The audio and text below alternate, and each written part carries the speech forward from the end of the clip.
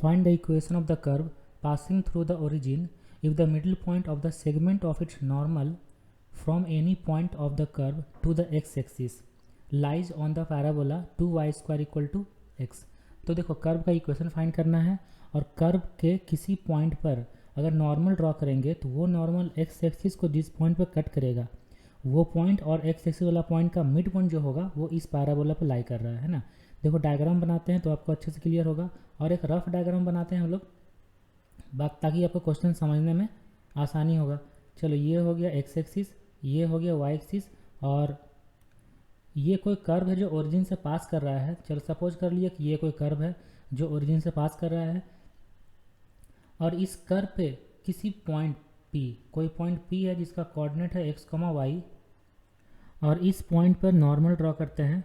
तो ये मान लेते हैं कि नॉर्मल है जो x एक्सिस को किसी पॉइंट Q पर कट कर रहा है। तो पहले हम नॉर्मल का इक्वेशन लिखते हैं, उसके बाद पॉइंट Q निकालेंगे और पी क्यू का मिड पॉइंट निकालेंगे और वो जो मिड पॉइंट होगा वो इस पैराबोला पर लाई करेगा। ठीक है, तो देखो ये जो कर्व है इस कर्व का अगर हम स्लोप ऑफ टेंजेंट लिखते हैं, स्लोप ऑफ टेंजेंट किसी भी कर्व का स्लोप ऑफ टेंजेंट होता है dy/dx, लेकिन हम लोग को फाइंड करना नॉर्मल का इक्वेशन।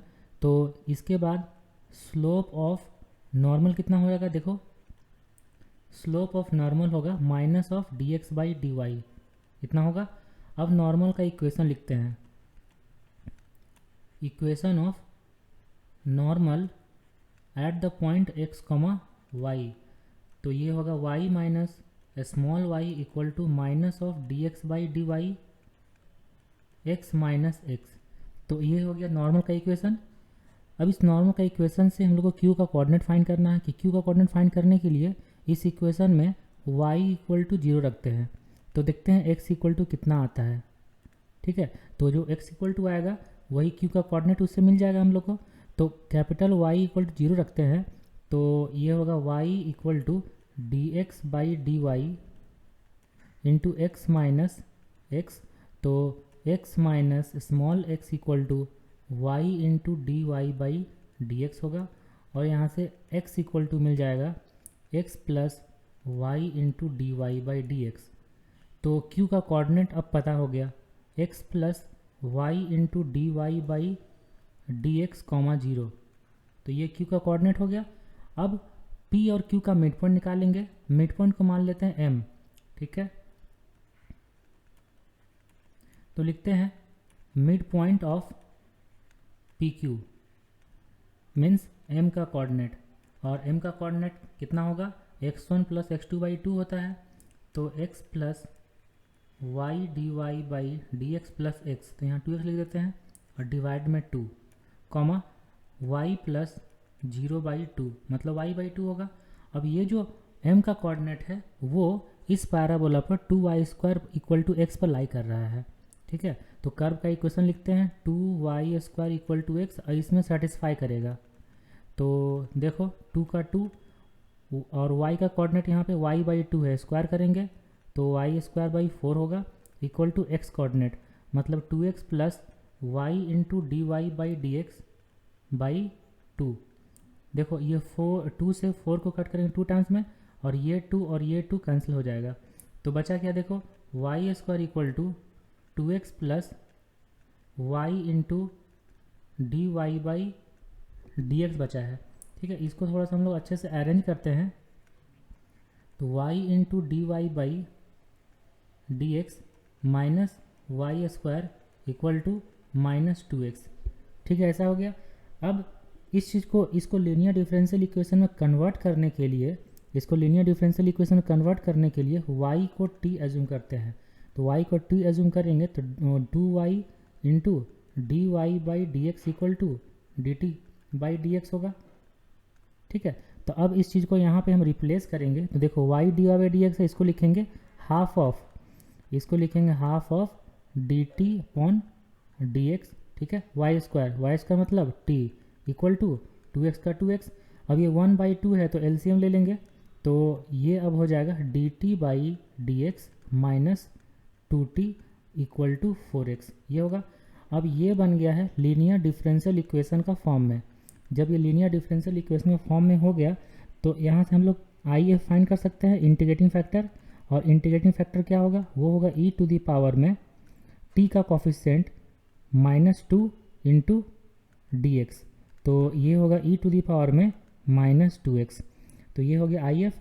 ओके, अब t में अगर हम लोग सॉल्व करेंगे क्योंकि d t by d x है, t इंटू आई एफ मतलब e to the power -2x equal to integration of, और जो राइट साइड में फंक्शन है 4x into e to the power में -2x इंटू डी एक्स, ये होगा। अब हम लोग यहाँ पे जो t है, t के प्लेस पर y स्क्वायर रख सकते हैं, t के प्लेस पर y square into e to the power -2x, ठीक है।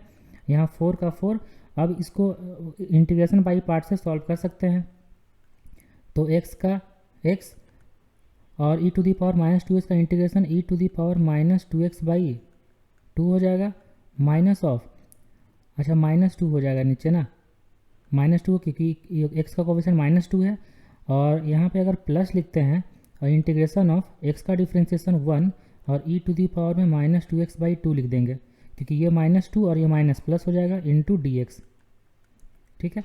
इसके बाद इसको थोड़ा और सिंप्लीफाई करते हैं, तो ये होगा y square into e to the power में -2x इक्वल टू, अब इसको इंटू करते हैं, इसको इंटू करेंगे तो -2x into e to the power में -2x, ठीक है।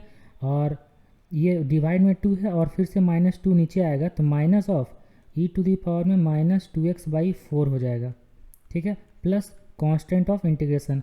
अब क्वेश्चन में दिया हुआ है कि ये जो कर्व है ये ओरिजिन से पास कर रहा है ना, पासिंग थ्रू द ओरिजिन लिखा हुआ है, जब ओरिजिन से पास करेगा तो 0,0 इस इक्वेशन को सेटिस्फाई करेगा 0,0, तो जब 0,0 सेटिस्फाई करवाते हैं, देखो y 0 हो जाएगा, यहाँ पर x 0 है, और ये e के पावर में -0/4 मतलब e के पावर में 0 होता है 1, तो -1/4 हो जाएगा, तो c का वैल्यू आ जाएगा 1/4, तो c का वैल्यू 1/4 आ गया, तो देखो वाई स्क्वायर और ई टू दी पावर -2x है ना, वो डिवाइड करते हैं तो सिर्फ c के पास आ जाएगा, तो y square equal to -2x minus 1/4, और c का वैल्यू है ई टू दी पावर में, c का वैल्यू 1/4 तो ई टू दी पावर में 2x/4, ठीक है। ये कर्व का इक्वेशन आ गया,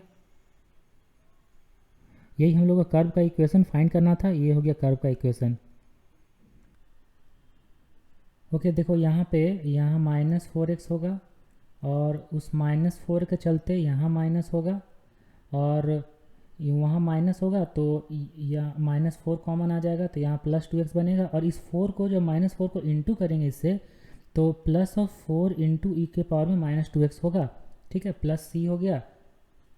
अब ये 4 और 4 कट जाएगा, तो इसका जो सॉल्यूशन आ जाएगा, देखो इसका सॉल्यूशन कितना आएगा, इसको थोड़ा सा हटाते हैं, और c का वैल्यू तो 1/4 था ही, c का वैल्यू 1/4, तो इसके बाद ये हो जाएगा Y square equal to 2x + 1 और 2x + 1 plus e to the power में -2x, ठीक है। तो ये हो गया फाइनल आंसर। ओके।